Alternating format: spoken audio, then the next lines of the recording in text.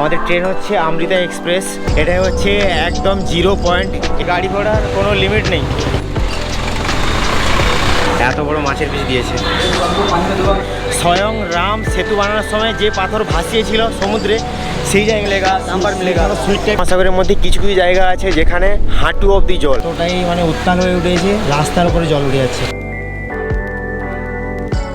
Sir Abdul কালামের গ্রাম।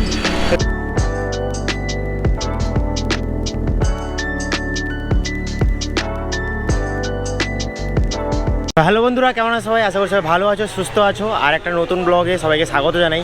তো এখন হচ্ছে ঘড়িতে ভোর 6টা, আর 6টার সময় আমি এখন আছি রামেশ্বরম। তো রামেশ্বরম থেকে ধনুষকোটি যাওয়ার টাইম লাগবে 1.5 ঘন্টা। তো এটা হচ্ছে আমাদের বাস, এই দেখতে পাচ্ছ। তো পার 5 মিনিট অন্তর বাস আছে, তো আমরা তাড়াতাড়ি চলে যাচ্ছি। আর এই ভিডিওর মাধ্যমে আমি তোমাদেরকে দেখাবো তোমরা কোথায় কোথায় যাবে, কোন কোন জায়গায় ঘুরবে। এবং এর আগের ভিডিওতে মানে এর আগের পর্বতে আমি সব কিছু ডিটেলসের সঙ্গে দিয়ে দিয়েছি যে তোমরা কোথায় এলে থাকতে পারবে, কোথায় খেতে পারবে এবং কোন কোন জায়গায় যেতে পারবে।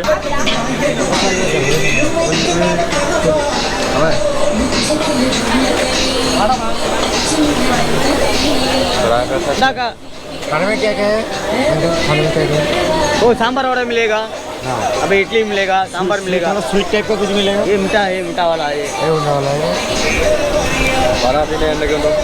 अभी खाना সকাল সকাল এখন প্রায় 6টা মতো বাজতে যায়, আর সকাল সকাল এখানে ভিড় জমে গেছে। আর তার সঙ্গে দেখো গরম গরম যে তামিলনাড়ুর একদম ফেমাস বাড়া, সেটা কিন্তু ভাজা চলছে। ওই না,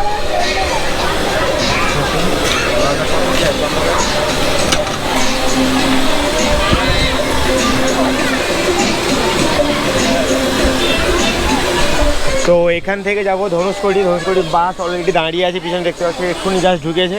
তো এটা 10-15 মিনিট এখানে হোল্ড করবে, তারপরে এখান থেকে ডাইরেক্ট পেয়ে যাবো ধনুষকোটি।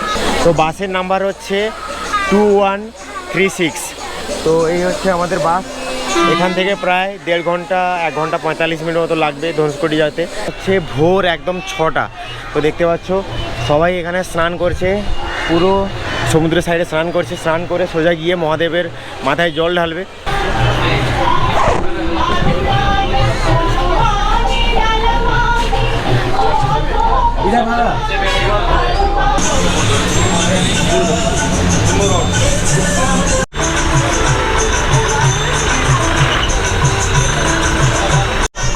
বাসের টিকিটের ভাড়া 30 টাকা করে, সোজা একদম ধনুষকোটি, মানে যেটা লাস্ট ল্যান্ড অফ ইন্ডিয়া সবাই জানে।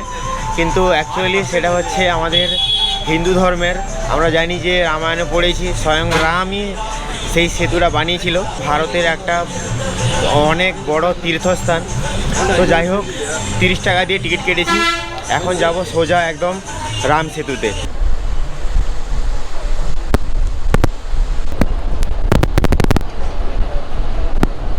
বন্ধুরা, রাত প্রায় শেষের মাথায়, এখন প্রায় সকাল 6:30 মতো বাজতে যায়। ঝিরিঝিরি করে বৃষ্টি পড়েছে, আর তার সঙ্গে ওয়েদার এই খুবই সুন্দর একটা ক্লাইমেট তৈরি হয়েছে। দেখতে পাচ্ছ একদম পাশে আছে সমুদ্র, তার সাইডে ঝিরিঝিরি বৃষ্টি হয়েছে, আবার সাইডে আছে ঝাউবনের সুন্দর হাওয়া। আহা বন্ধুরা, এখন প্রায় 7টা মতো বাজতে যায়, আর আমরা পৌঁছতে যাই। তো একদম চলে এসেছি ভারতের একদম শেষ সীমান্তে। এটাই হচ্ছে একদম 0 পয়েন্ট। এরপরে আছে শ্রীলঙ্কা, তোমরা জানো মাত্র 18 কিলোমিটার দূরে আছে শ্রীলঙ্কা। তো খুবই ভালোই লাগছে, খুবই এক্সাইটেড, কেননা ফার্স্ট টাইম কোনো আমি এরকম মানে ট্রাভেল করলাম যে ভারতের একদম পুরো শেষ সীমান্তে 0 পয়েন্টে। তো এরপরেই আছে এখান থেকে 2 কিলোমিটার দূরে আছে বর্ডার আছে, তো সেখানটায় যাওয়া যাবে না। আর এটাই হচ্ছে আমাদের ভারতের একদম লাস্ট সীমান্ত। তো চলো তাড়াতাড়ি নেমে পড়ি। তারপরে স্বয়ং রাম যে সেতুটা হাজার হাজার বানর সেনা নিয়ে বানিয়েছিল 7000 বছর আগে ত্রেতা যুগে, সেই সেতুর আজকে দর্শন করব। তো সকাল থেকে এতটাই আনন্দে আছি যে ভগবান শ্রী রামের তৈরি সেতু দেখব আর তোমাদেরকেও দেখাবো। ফাইনালি এখন চলে এসেছি সেই আমাদের ভারতের লাস্ট ল্যান্ড। এটা দেখতে পাচ্ছ, এটা হচ্ছে আমাদের ভারতের একদম শেষ সীমান্ত ধনুষকোটি। 1000 হনুমানের সেনা নিয়ে কিন্তু একটা সেতু বানিয়েছিল, রাম সেতু। সেই সেতুটা কিন্তু এই জায়গাটায় আছে, ওই দেখতে পাচ্ছ ওই সাইডে আছে সেতু। আর এটা হচ্ছে অশোক স্তম্ভ, এখানে একটা গোল মতো চক আছে, তো এখান থেকে ওই সাইড থেকে বাস আসছে আর এখানে পার্কিং করে এই রাউন্ডটাতে ঘুরে আবার রিটার্ন যাচ্ছে। তো এটাই হচ্ছে আমাদের ভারতের একদম শেষ প্রান্ত। এর আগে কোনো দেখতে পাচ্ছ কোনো দ্বীপ নেই বা কোনো শহর সিটি কিছু নেই, এটা হচ্ছে একদম শেষ সীমান্ত। এখান থেকে মাত্র 18 কিলোমিটার দূরে হচ্ছে শ্রীলঙ্কা। ক্লাইমেটটা দেখো খুবই সুন্দর, এই টাইমটা এত সুন্দর একটা জায়গা, এত সুন্দর মানে একটা সময়, মানে ভাবতেও পারিনি যে এত গরমের মধ্যে এরকম একটা মানে সুন্দর ক্লাইমেট তৈরি হয়ে যাবে, বৃষ্টি পড়ে ঝিরিঝিরি সকালে। ওয়াও, খুবই সুন্দর একটা জায়গা। দেখো শ্রীরামের ব্যাপারে আমি যত কিছুই বলবো এই মহাসাগরও কম পড়ে যাবে। রাবণ যখন হরণ করে লঙ্কেশ্বর রাবণ, তখন কিন্তু ওই সাইড থেকে এখান থেকে মাত্র 18 কিলোমিটার দূরে হচ্ছে শ্রীলঙ্কা।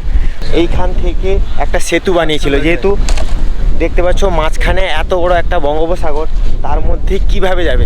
তো হাজার হাজার হনুমান সেনা তখন কি করেছিল, পাথরের ওপরে শ্রীরামের নাম লিখে পাথর কিন্তু এই বড় মহাসাগরে ভাসিয়েছিল।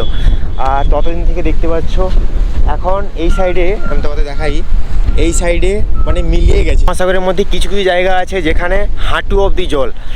তো দেখতে পাচ্ছ এটাই হচ্ছে সেই বড় মহাসাগর যেখানে স্বয়ং রাম সেতু বানিয়েছিল।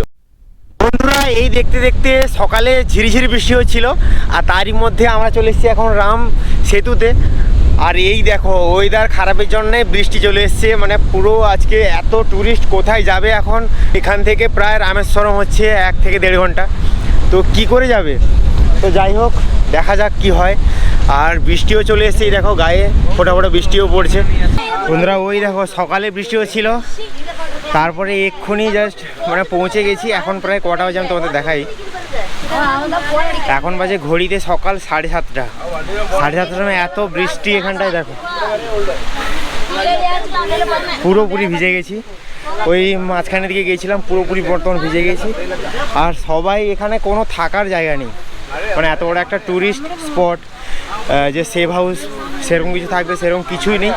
অতএব কেউ যদি আসো তাহলে গাড়ি কিংবা কার অটো বুক করে এসে ভালো হবে, কারণ এখানে থাকার জন্য খুবই এই দেখো এইটুকু ছোট্ট ঘরে কতজন ভর্তি হয়ে গেছে। দেখো এত পরিমাণে প্রবল বৃষ্টি হচ্ছে, মানে রামেশ্বরম থেকে ধনুষকড়ির যে এই যে গ্যাপের মধ্যে লং সমুদ্রের মাঝখানে পাথর ফেলে রাস্তা করা আছে, তার উপরে জল উঠে আসছে। এখন সব থেকে প্রবলেমের বিষয় হচ্ছে রিটার্ন কিভাবে যাব। তো আমি তোমাদের দেখাই, ওই দেখো মানে সমুদ্র এতটাই মানে উত্তাল হয়ে উঠেছে, রাস্তার উপরে জল উঠে যাচ্ছে।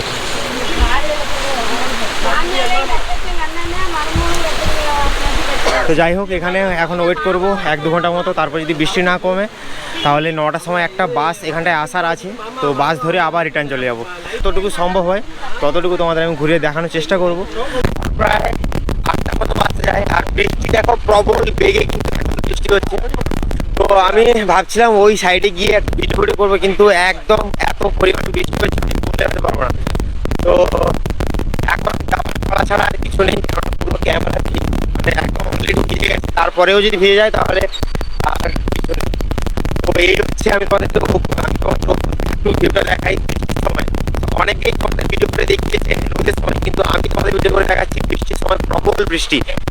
ওই দেখো এই হচ্ছে এখন বর্তমান, ওই দেখো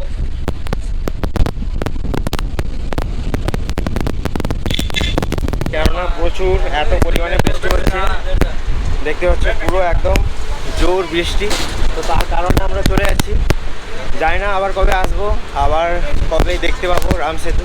তো বন্ধুরা এখন ঘড়িতে 12:30 বাজে আর আমরা এখন হোটেল থেকে চেক আউট করে নিলাম। তো এখন যাব সোজা রেলওয়ে স্টেশনের দিকে।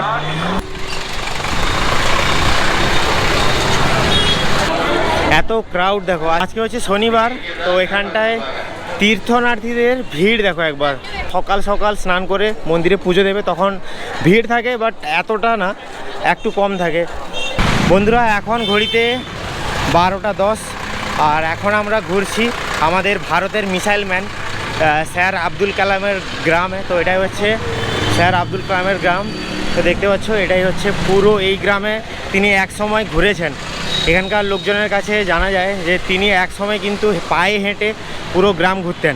যে পাথর ফেলে সাগরে শ্রীরাম সীতাকে নিতে গিয়েছিল সেই পাথর দেখতে যাচ্ছি। শোনা যাচ্ছে মিউজিয়ামে, এখানে ছোট্ট একটা মিউজিয়ামে সেই পাথর এখনও আছে, তো সেটাও দেখতে যাচ্ছি।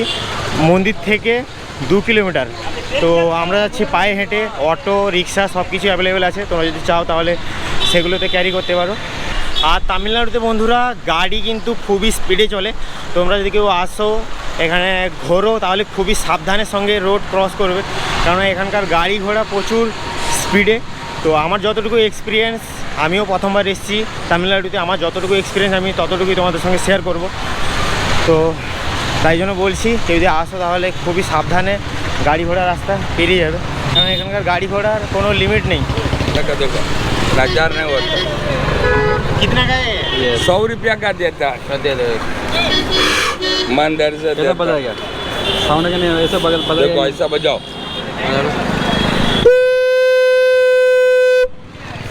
अच्छा है, बहुत अच्छा देता है। कैसा बजाएगा?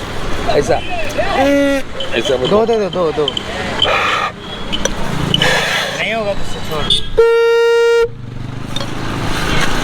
टूटा उटा नहीं है ना? नहीं नहीं, भगवान के सामने से दूर से। आपका ये साउंड बजा के दिखाओ। देखो रामेश्वर का याद का शीश है, भगवान का सही बोला दरिया सही से- बोला, इसलिए ले लेता हूँ। ठीक है। आप बोला तो ले लेता हूँ। এখন চলে এসেছি যেখানটায় স্বয়ং রাম সেতু বানানোর সময় যে পাথর ভাসিয়েছিল সমুদ্রে, সেই জায়গাটায়।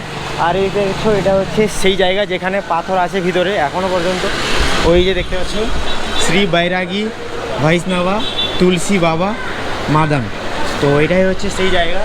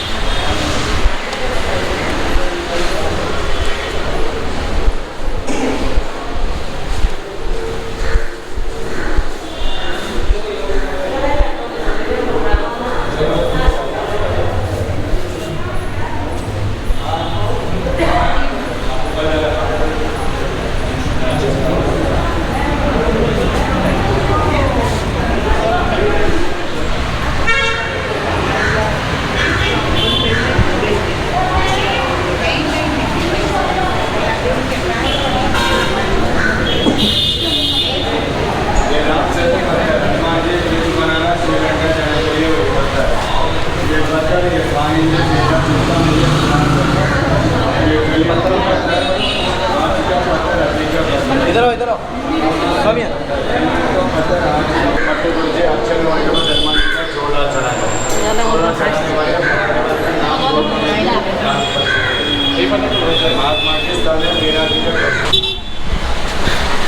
তো এখানটায় কিন্তু শ্রীরামের যে সময় সেতু বানিয়েছিল সেই পাথর এখনও পর্যন্ত আছে 7000 বছর আগেকার।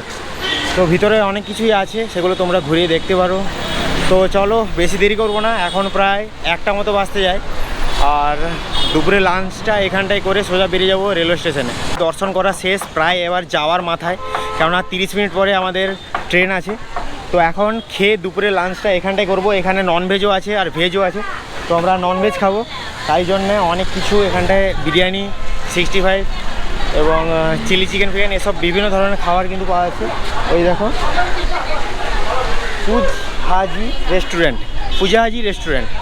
তো এখন এখানটায় খেয়ে তারপরে দেন বেরোবো। তো চলো ভিতরে কি কি আছে দেখি।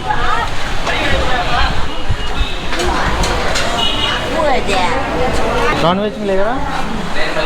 क्या क्या है खाने में? हाँ चिकन राइस, हाँ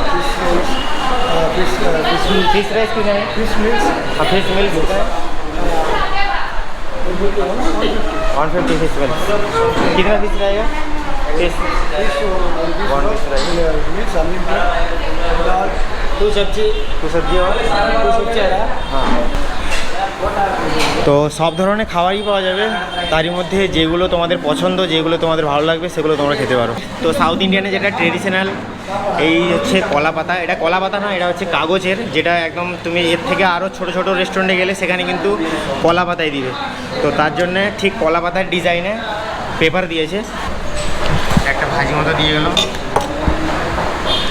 আর আর ওই যে তো দু ধরনের তরকারি দিয়ে গেল, খেয়ে দেখি এখন।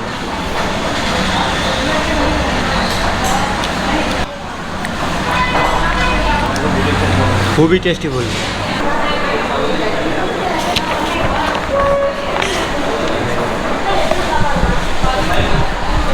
তো প্রচুর খিদে লেগেছে, সকাল থেকে কিছু খাওয়া হয়নি, কেননা ধনুষকোটিতে তেমন হ্যাভি ফুডের দোকান নেই, আর ধনুষকোটে বৃষ্টির জন্যে কোনো খাওয়াই হয়নি। প্রচুর খিদে লেগেছে, কালকে রাত্রেও ঠিকঠাক খাওয়া হয়নি, তো তাড়াতাড়ি খেয়ে এখন বেরিয়ে পড়বো। পুরো ভাত এত গরম, ধোঁয়া উঠছে, এই দেখো পুরো সরু চালের ভাত, তার সঙ্গে ডালও আছে বলেছে, তাই জন্য আমি অর্ডার করেছি।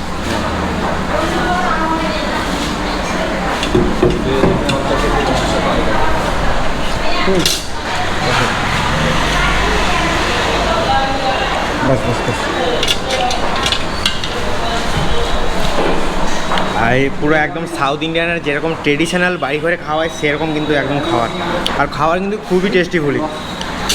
এই নয় যে ভিডিও করছি বলে আমি তোমাদের বাড়িয়ে চিড়িয়ে বলবো, সেরকম না, পুরো যেটা আমি খাচ্ছি, যেটা আমার সঙ্গে এক্সপিরিয়েন্স হচ্ছে সেটা আমি তোমাদেরকে বলছি। তো সত্যি বলছি, অন্য জায়গার থেকে খুবই খাবার বেটার।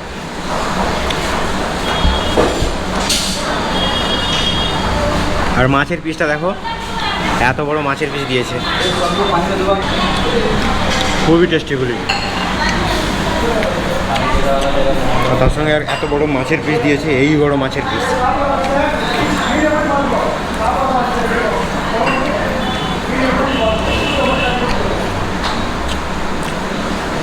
এত সুন্দর তরকারির টেস্ট, মানে সাউথ ইন্ডিয়ানে যদি তরকারি ফিল করতে চাও তাহলে কিন্তু এই রেস্টুরেন্টে আসতে হবে, সত্যি বলছি, সুপার টেস্ট। চলো তাহলে বেশি ডিস্টার্ব করবো না, তাড়াতাড়ি খেয়ে নিই, তারপরে আবার তোমাদের সঙ্গে কথা হচ্ছে। এটা হচ্ছে রেস্টুরেন্টের নাম, দেখো পুগাজ রেস্টুরেন্ট। তো সত্যি কথা বলছি, এত জায়গায় খেয়েছি কিন্তু এরকম খাবারের টেস্ট কিন্তু আর কোথাও করতে পারেনি। তো খুবই সুন্দর খাবারের টেস্ট এবং খুবই স্টাফের ব্যবহারও ভালো। আমরা যখন স্টোন দেখতে আসবে শ্রীরামের, তখন স্টোন থেকে মানে ওই মন্দির থেকে বেরিয়ে জাস্ট 2 মিনিট হাঁটা পথে এই রেস্টুরেন্ট পড়বে। বন্ধুরা, ঘড়িতে বাজে এখন 1:20 আর আমি চলে এসেছি রামেশ্বরম প্ল্যাটফর্মে। আমাদের ট্রেন হচ্ছে অমৃতা এক্সপ্রেস, ট্রেন নাম্বার হচ্ছে 16343। তো এটাই হচ্ছে অমৃতা এক্সপ্রেস, রামেশ্বরম থেকে ত্রিবেন্দ্রম।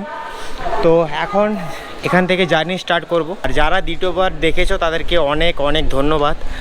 আর আজকের ভিডিওটা এখানটাই শেষ করব, বেশি বড় করব না। তো আজকের ভিডিওটা কেমন হয়েছে জানিও। আর আমার ব্লগে কিছু যদি ভুল ত্রুটি হয়ে থাকে তাহলে নিজের ফ্যামিলি মেম্বার মনে করে ক্ষমা করে দিও। তো প্রথমবার অনলাইনে এসেছি শুধুমাত্র তোমাদের সাপোর্টের জন্যে। তো যাই হোক, আমি এখন চলে যাব আমার কটেজে। তো যাই হোক, ভিডিওটা আজকে এখানটাই শেষ করব। আর যদি ভালো লেগে থাকে তাহলে লাইক অ্যান্ড সাবস্ক্রাইব অবশ্যই করে দিও। তো তাহলে দেখা হচ্ছে অন্য কোনো জায়গায়, অন্য কোনো সময়। So ta ta, bye bye, take care.